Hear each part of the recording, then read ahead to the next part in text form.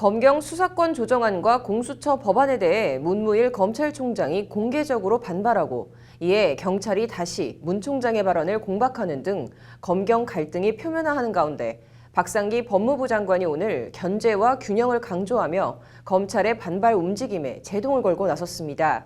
실제 제동이 걸릴지는 좀 더 두고 봐야 할 것 같습니다. 앵커 브리핑입니다.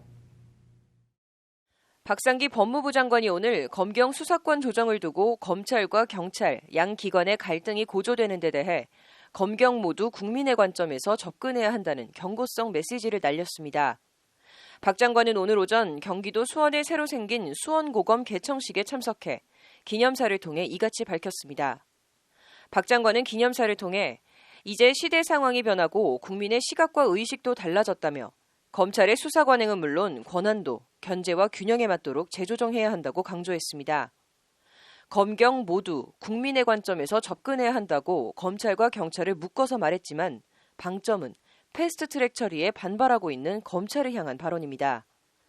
앞서 문무일 검찰총장은 지난 1일 대검을 통해 현재 신속 처리 안건으로 지정된 법률안들은 견제와 균형이라는 민주주의 원리에 반한다며 검경 수사권 조정 형소법 개정안 등 패스트트랙 법안 처리에 공개 반발한 바 있습니다.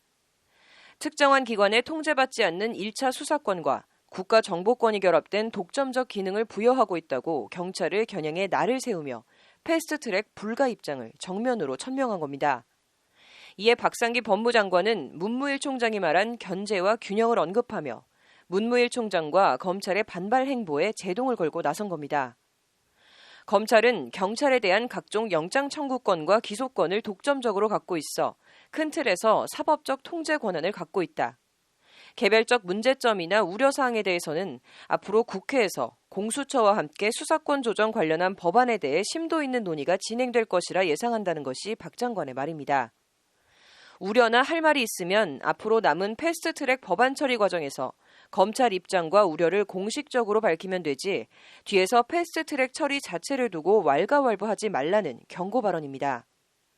박 장관은 그러면서 검찰과 경찰 모두 이 문제에 대해 국민 관점에서 접근해야 할 것이라며 조직 이기주의라는 국민의 비판을 받지 않으려면 구체적 현실 상황과 합리적 근거에 입각해 겸손하고 진지하게 준비해 나가야 할 것이라고 강조했습니다. 검찰이 겸손하지 않다는 반어성 메시지입니다. 검찰 안팎에선 임기가 2달 남은 문무일 총장이 검찰 반발에 총대를 매는 차원에서 임기를 다 채우지 않고 사표를 낼 거라는 관측도 나오고 있습니다. 임기를 불과 2달 남겨놓은 말년 검찰총장에게 검사도 아닌 교수 출신 법무장관의 경고가 얼마나 먹힐지는 의문입니다. 다음 검찰총장으로 청와대와 박상기 법무장관이 누구를 어떤 취지로 낙점할지 궁금합니다. 앵커 브리핑이었습니다.